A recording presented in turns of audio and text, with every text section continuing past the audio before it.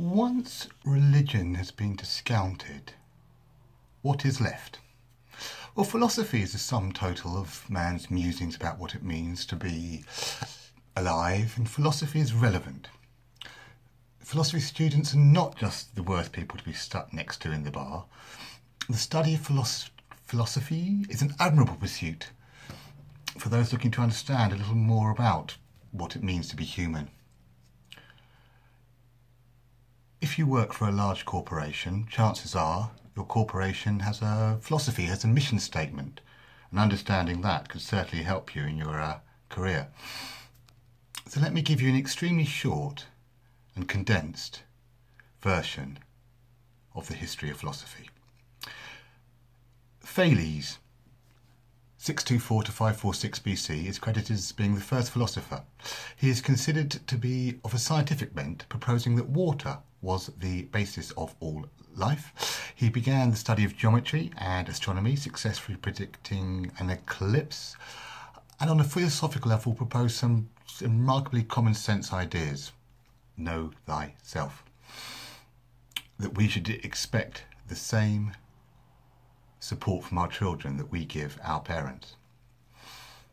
Various materialist philosophers followed him, such as Anaximenes, who thought air was the basis of life, and Heraclitus, who thought it was fire. All these philosophies were superseded by Socrates, 469 to 399 BC. He introduced ethics, logic, and epistemology, the knowledge of knowledge.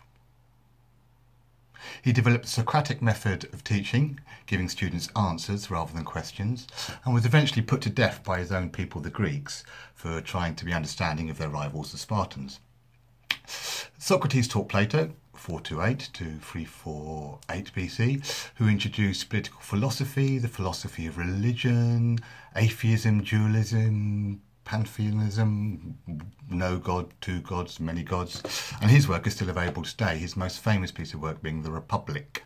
Plato taught Aristotle, 384 to 322 BC, and Aristotle taught Alexander the Great, who then went on to conquer the then known world. From these classical philosophical schools, we have the concepts of cynicism, which originally meant rejecting conventional ideas of wealth, fame, possessions and property. Skepticism, an acceptance that we can never know the truth of matters. Hedonism, that the pursuit of pleasure is all. And Stoicism, that self-control is what really matters. Do these sound like concepts that are relevant to your life today?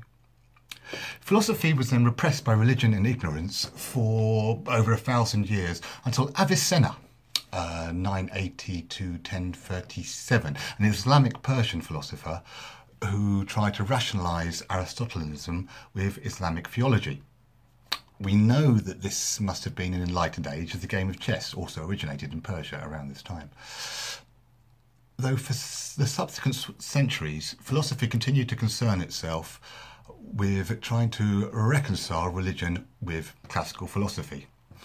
Thomas Aquinas, 1225 to 1274, deserves a mention. He saw human reasoning and supernatural revelation as a complementary rather than contradictory.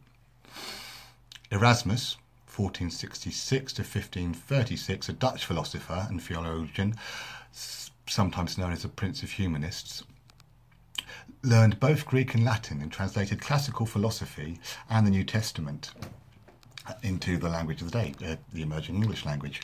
His book sales accounted for around 15% of all the book sales of that time. He wrote In Praise of Folly, a satirical attack on the traditions of the Catholic Church. Niccolo Machiavelli, 1469 to 1527, wrote The Prince around the same time. This was the original handbook on the application of political philosophy and is held as being the first nihilist, basically not caring about anything, philosophy. Thomas More, 1478 to 1535, wrote Utopia in the same era, which, roughly speaking, introduced the ideas of socialism, i.e. caring about your fellow man.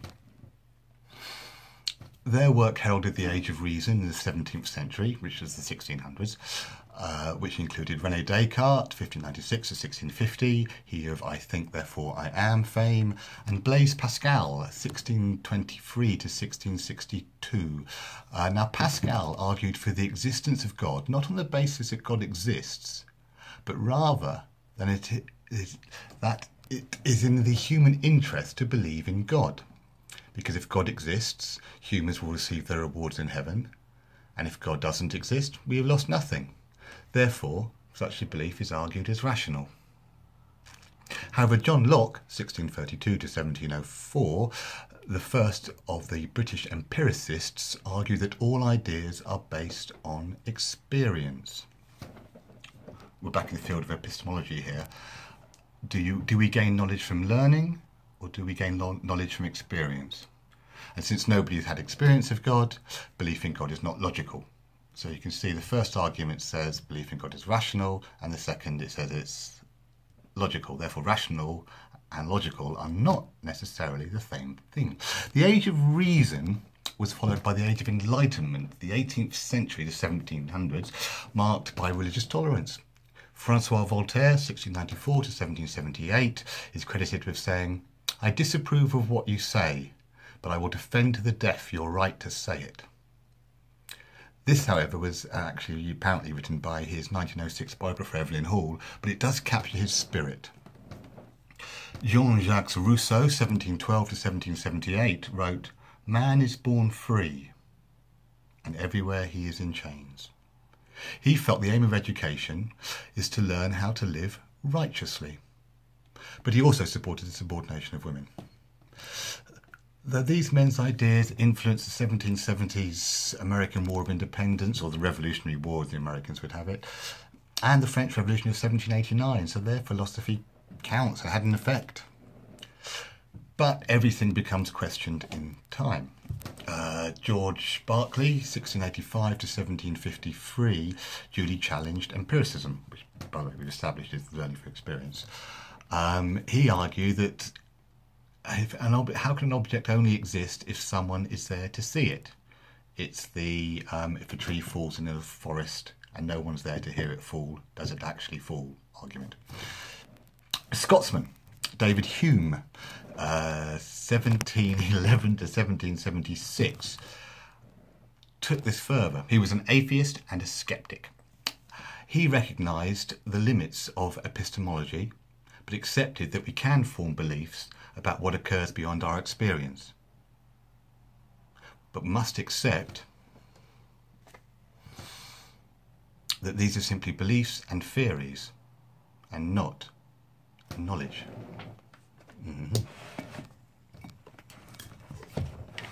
Continuing. In the 19th century, or the 1800s, we have the concept of idealism. That fundamental reality is actually the only thing that is true. Our ideas and our thoughts. So, no longer observance, but what we think is right. And that's what we should be using as our basis. In this era, Romanticism blossomed. The notion that emotional self-awareness is a necessary precondition to improving society and bettering the human condition. An aesthetic idealism, the notion that art is required to harmonise our world, was given light. George Hegel, 1770 to 1831, has been called the Aristotle of modern times. He used his system of dialectics, which is resolving disagreements through arguments, to explain all of history, philosophy, science, art, politics and religion. He in turn influenced Karl Marx, 1818 to 1885, often referred to as the father of communism, and a man who has influenced the language of the rebel ever since. Around this time we can see philosophy move away from trying to give meaning to human existence and begin to be more influenced by the particular nationality of the individual philosopher. In Britain, utilitarianism and consequentialism, an approach to ethics that stresses action and consequence, held sway, led by the ideal that whatever would cause the greatest happiness for the greatest number of people is the right course of action. In America, Ralph Waldo Emerson, 1803 to 1882, championed the Transcendental movement as a reaction to the general state of American society at the time. He duly taught Henry David Thoreau, 1817 to 1862, who was a student of his who taught individualism, civil disobedience and non-violent resistance. And both Gandhi and Martin Luther King learnt from him. Again, philosophy has an effect. The other significant American contribution to philosophy at this time is pragmatism, the theory that ideas should not be measured by whether they are true or false, but by what effect they have. Back in Europe, the Dane Soren Kierkegaard, 1813 to 1855, he of the meme, "There are two ways to be fooled. One is to believe what isn't true. The other is to refuse to accept what is true." In his lifetime, he made many attacks on the Danish state church, though he also proposed that obtaining human freedom, were we to get it, would inevitably lead to angst and despair. In Germany, Friedrich Nietzsche, 1844 to 1900, argued against the values of Christianity, declaring God is dead. But he was equally disapproving of the herd values of the everyday masses. Come the 20th century, the 1900s, last century, many attempts were made to just define and give order to philosophy. George Edward Moore, commonly known as G.E. Moore, 1873 to 1958, wrote Principia Ethica in 1903, the modern standard of ethics. Bertrand Russell, 1872 to 1980, tried to define philosophy through analysis of its language. The telling quote from him is, "I shouldn't wish people dogmatically believe any philosophy, not even mine." Certainly his History of Western Philosophy must get a mention, and of course, as must its full title, History of Western Philosophy and its connection with political and social circumstances from the earliest times to the present day. Now, in an attempt to preempt criticism, I know I have not even touched on the great thinkers of the Eastern world. This has only been a highlights package. The question now is, how will philosophy change in this present day? Now we have entered the information age. Now that all human learning is available to all users who are able to access the net, what developments will there be? For example, if someone does not have a Facebook account, can they truly be said to exist? Can someone retain any sense of morals and ethics while being a regular user of Tinder? However, philosophy does remain an excellent area of study. And in reverse of the usual essay format, I will finish, rather than begin, by spelling out the dictionary definition of philosophy. The academic study of knowledge, thought, and the meaning of life.